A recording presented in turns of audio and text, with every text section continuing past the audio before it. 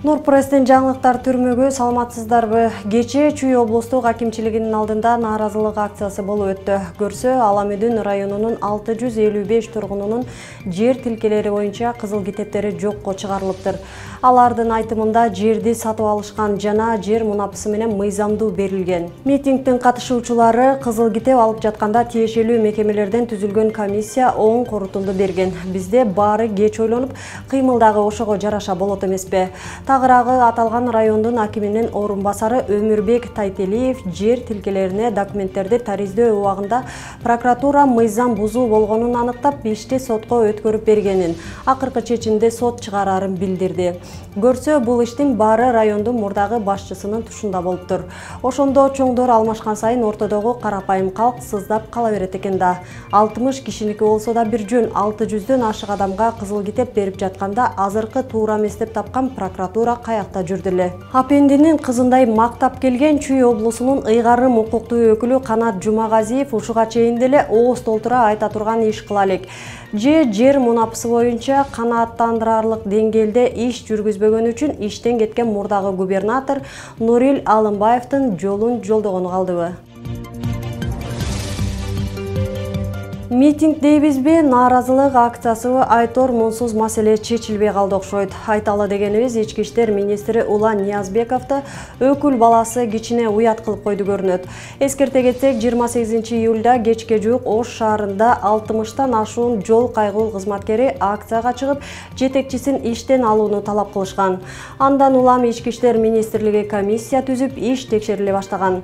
Жаңы кызматка дайындалганына 2 гана айдын жүзү болсо дагы Ниязбеков акыры өкүл баласын кызматтан кетирбеске аргасы калган жок көрүнөт. Анткени ИИМдин уставына ылайык милиция кызматкерине митинг пикеттерге чыгууга тыюу салынган. Бирок чоңдорго үнүн жеткирүүнүн башка айласын таппаган тартип сакчылары мындай кадамга аргасыздан барышса керек. Эмнеси болсо дагы кече 10 августта Ош шаардык жол кайгыл кызматынын башчысы Айбек Жумагулов кызматынан кетти. Бирок бир күн өтпөй Жумагулов ИИМдин жол кыймылынын коопсуздугун камсыздоо башкы башкармалыгынын мониторинг бөлүмүнүн башчысы болуп дайындалды. Азыркы заманда таанышың болсо танкасың дегендей, бир жерде 2 ай жетекчи боло албаган Жумагулов бул жердин ишин арбыт алабы деген суроо туулбай койбойт. Акыркы учурда Кыргызстанда гепатит вирусунун оор түрүн жугузуп, Индияга барып боорун алмаштыргандар көбөйдү. Анын ичинен донор тапканы бар, таппаганы бар, акча каражаты жеткени бар, жетпегени бар. Таппагандары калайык калкка ачык кайрылуу кылып жардам сурашып жатышат.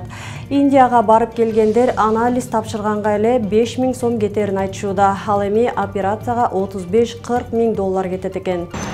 Ошол бир инструментин жуккан экен. Тишим жазатам деп ара калып. Бооруңдун 80% эле жарабай калыптыр. 20% иштеп туруптур. Азыр срочно бооруңду алмаштырыш керек деп. Мен эмеден ойлонгон жокмун. Бооруманчы алмаштыруу, 4 бир тууганым бар, 5 бир тууганыбыз. Бирөөсүн алып кетем дедим. Баары болбой келип бардык нерсе каражатка такалат да.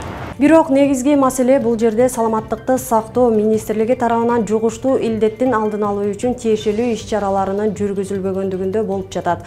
Учурда кесипкөй гепатологдор Кыргызстанда аз болгону 1 эсе болсо, тиешелүү дарылардын мамлекет тарабынан алынып келинбегени 2 эсе болду.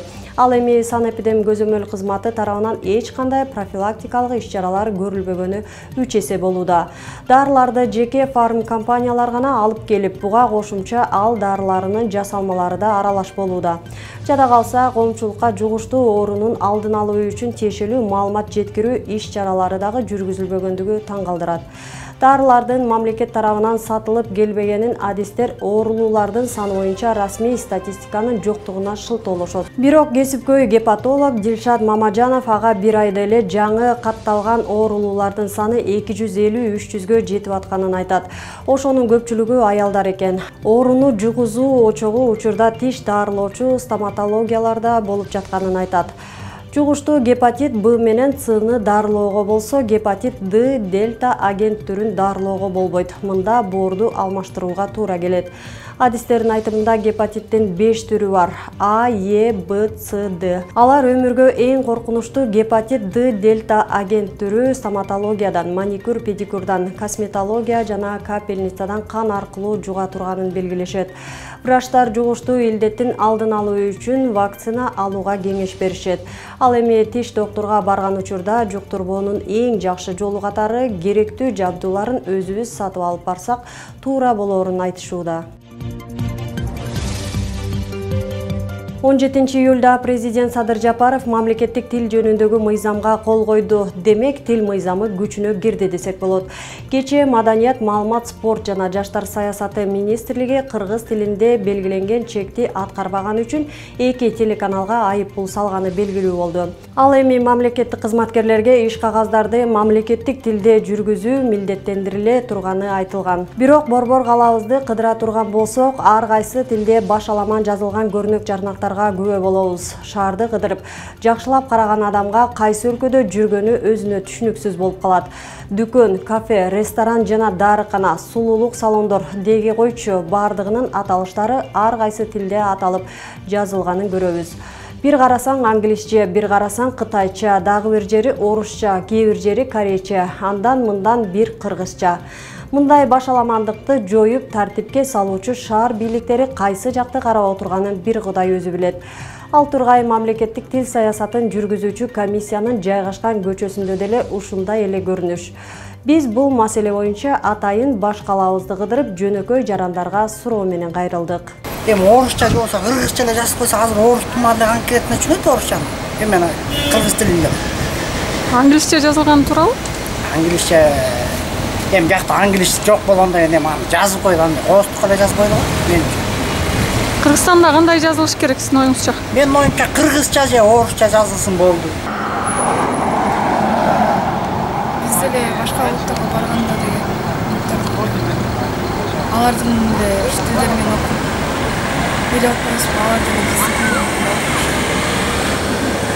Албетте, мамлекеттик тил комиссиясынын директору Каныбек Осмоналиев 34 жылдан бери кечиккен тарыхый мыйзамды кабыл алдык деп сүйүнүп турган чагыдечи. Бирок Кыргызда эшигин көрүп төрүнөт дегендей, шаардагы мындай тартипсиздикке балким өзүбүз көнүп калган чыгарбыз.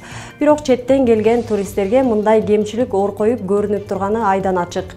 Албетте, баш калабыздын көчөлөрүндөгү көрнөк жарнактардын башаламандыгы биздеги мамлекеттик тил саясатынын чабалдыгынан жана шаардын мэри Эмилбек Мырзакуловичтин өз милдетин жетишерлик деңгээлде аткара албай жаткандыгынан гана кабар берет. Кыргызстандын эгемендүүлүк күнүнө карата 13-20 август күндөрү Кереметтүү Ысык көлдүн жээгинде көк бөрү боюнча клубтар аралык дүйнө биринчилиги өтмөкчү. Спорттук иш-чара 3 форматта болот. Ага Кыргызстан, Казакстан, Өзбекстан, Түркия, Венгрия, Монголия, Россия жана Америкадан жалпы 12 клуб атсалышат. Турнирдин байге фонду 5 миллион сомдон жогору болору айтылууда. Азыркы учурда океандын ары жагы Американын курама командалары келип, Ысык көлгө жайгашып жатат. Эгемендүүлүккө карата уюштурулуп жаткан турнир өтө кызыктуу өтөрү көрүнүп турат. Бардык катышуучу командаларга ийгилик, көрөрмандарга көңүлдүү маанай каалайбыз. Нурпресстин жаңылыктарын YouTube, Instagram, Telegram, Facebook'tan окуй аласыздар. Нурпресс чындыктын изи менен.